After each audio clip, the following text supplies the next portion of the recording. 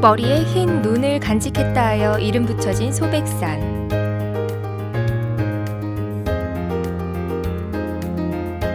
그 순백한 정기를 마시며 자란 인삼은 예로부터 만병통치약이었습니다. 1541년 주세붕이 풍기군수로 부임하면서 제일 처음 인삼을 심은 곳이 바로 여기 금길입니다. 서늘한 날씨는 인삼과 안성맞춤인데요. 예, 개성 다음으로서 우리 남한에서는 최초로 여기에서 심은 곳이죠. 올해에도 인삼과 만날 준비에 여념이 없습니다.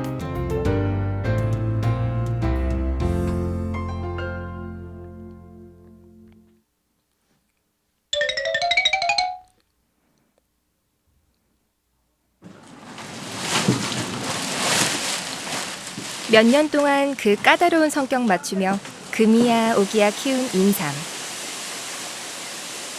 사람과 비슷하게 생겨서인지 건강 유지에 참 많은 도움을 주는데요.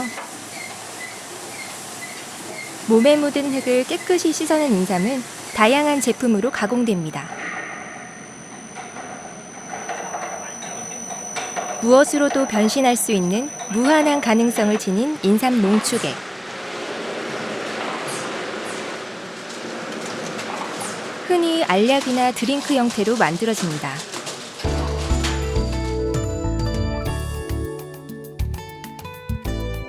만들어진 제품을 차에 싣고 어디론가 향하는 인삼 관련 업체 직원.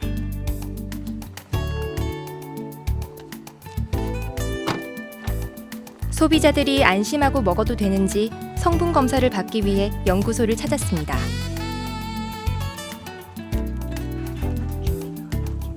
의뢰서를 쓰고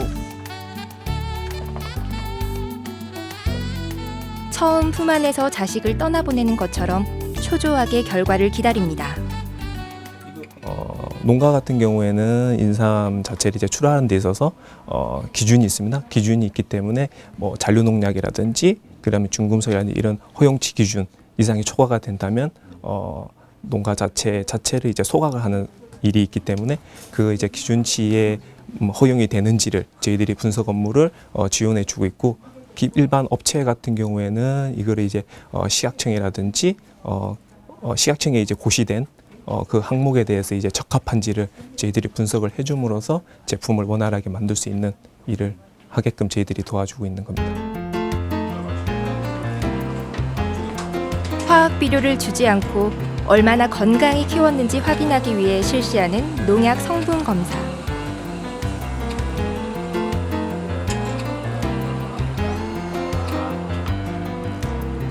중금속 검사까지 통과하고 나서야 우리와 만날 수 있습니다. 중금속을 소량이라도 먹게 되면은 인체에 축적이 되는데 처음에는 아무 증상이 없더라도 어느 일정 수준량이 축적이 된다면은 그때부터 이제 각종 질병에 각종 질병이 일어나게 되는데 가장 대표적인 게 일본의 그 이따이따이 병처럼 이제 그런 질병이 나타나게 되어 있습니다. 모든 토양엔 중금속이 조금씩이라도 포함되어 있기 마련인데요. 인삼은 아주 적은 양의 중금속도 허용하지 않기 때문에 인삼과 인삼이 자란 흙까지 검사합니다.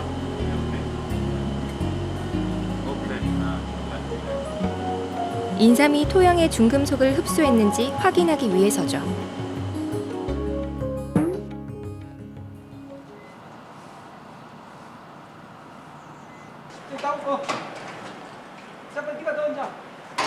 문을 열자 알싸한 향을 머금은 건강한 수증기가 반겨줍니다.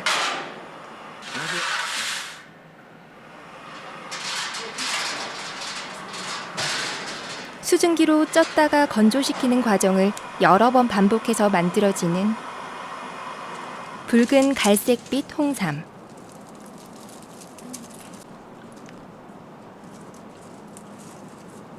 아주 단단하게 변하면서 형태가 오랫동안 유지되는 장점이 있는데요.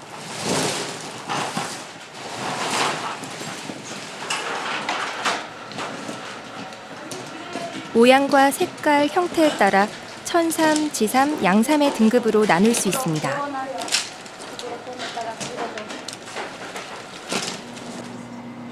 게다가 홍삼을 만들기 위해 증기로 찔 때마다 새로운 사포닌 성분이 생겨난다고 합니다. 일반적으로 그 거품 형태로 이제 나타나는 그런 물질을 일반적으로 사포닌이라고 이야기를 합니다.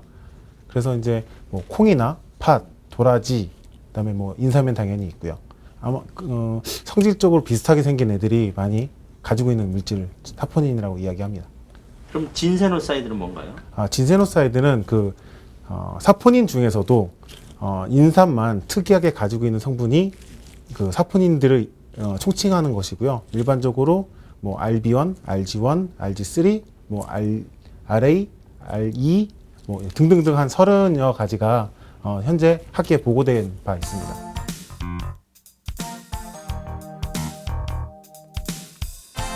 건강기능식품이 되려면 2.5에서 34mg의 진세노사이드를 포함해야 한다고 합니다.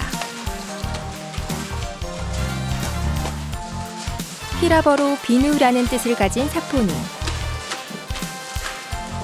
비누가 더러운 손을 깨끗이 씻어주는 것처럼 혈관과 인체기관 곳곳을 닦아주는데요. 신진대사를 조절하고 호르몬 수치를 일정하게 유지해주는 등 질병의 예방과 치유에 탁월한 효과가 있습니다.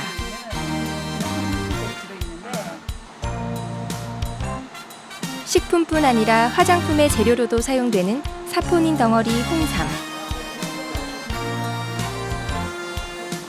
흡수를 돕기 위해 다른 약초와 함께 발효시키는 과정을 거칩니다.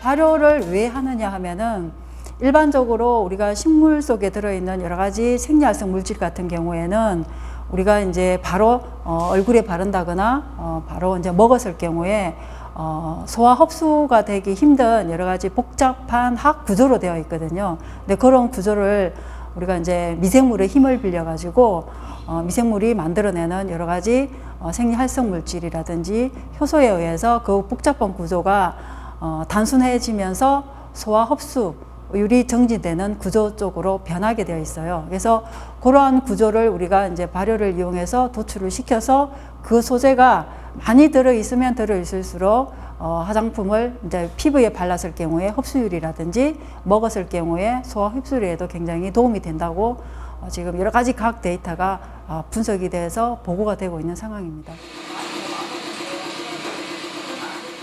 홍삼보다 사포닌을 더 많이 얻을 수는 없을까?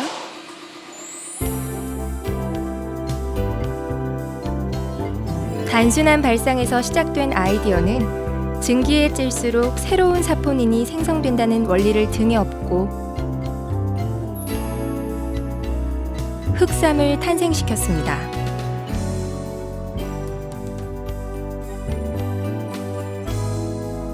새까만 모습에 탄 게 아닐까 하는 의심도 드는데 홍삼보다 더 많은 사포닌을 가지고 있는 인삼계의 샛별이라고 합니다. 홍삼은 현재까지는 이제 일반 식품으로서 소재가 판매가 되고 있고 홍삼처럼 기능성이라든지 개발 인증형 소재로 가공을 해서 인정을 받게 되면은 흑삼도 홍삼과 마찬가지로 기능성 식품으로서 등록이 되게 되면은 홍삼 시장과 마찬가지로 굉장히 큰 시장을 만들어낼 수가 있습니다.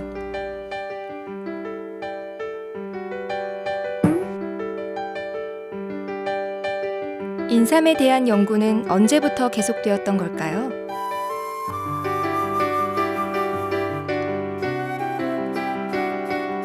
풍기에 위치한 인삼 역사 자료관에는 풍기 인삼곽을 비롯한 골동품들이 모여 있습니다.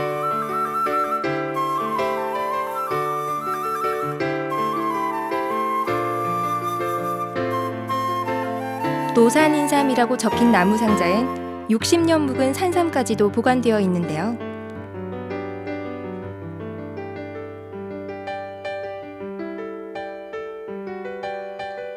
가장 눈에 띄었던 건 일제강점기의 자료들이었습니다.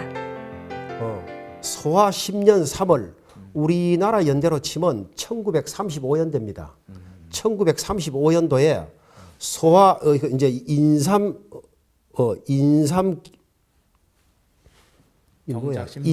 경작 심득이라고 이렇게 써놨는데 인삼 경작 심득은 지금 이제 우리 말로 치면 인삼 이제 이 농사 짓는 사람들의 법규라는 책으로 알고 있습니다.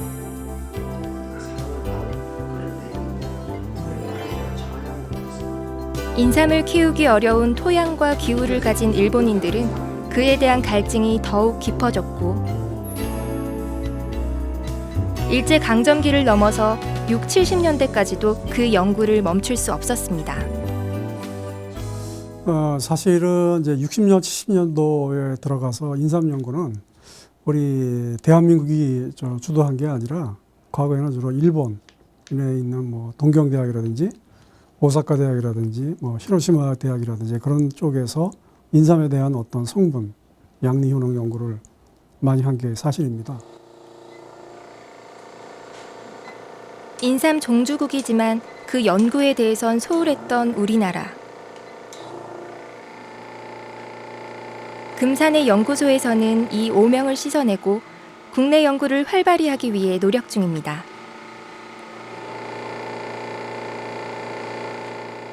그래서 그런 이제 차원으로 볼 때 저희 연구소가 이제는 보다 더 막중한 책임감을 갖고 또 연구에 더 매진하면서 우리나라의 인삼에 대한 어떤 종주지로서의 역할을 충분히 수행해야 될 필요가 있고요. 그걸 하기 위해서는 뭐 연구 자료라든지 뭐 표준품이라든지 인삼에 대한 모든 관련 자료를 저희가 확보하고 또 연구를 하고 그리고 우리나라 전체에서 일어나는 어떤 연구에 대한 업적에 대한 어떤 그 마무리를 하고 또 취합을 하고 정리하고 그럴 필요가 있지 않나 이렇게 생각이 됩니다.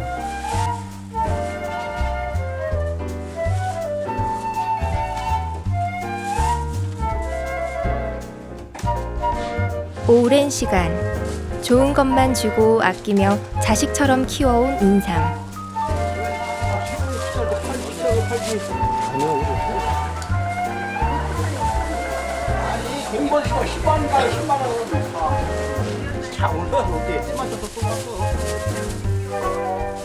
명품이 하루아침에 만들어지는 게 아니라 오랜 시간 공을 들여 만들어지듯이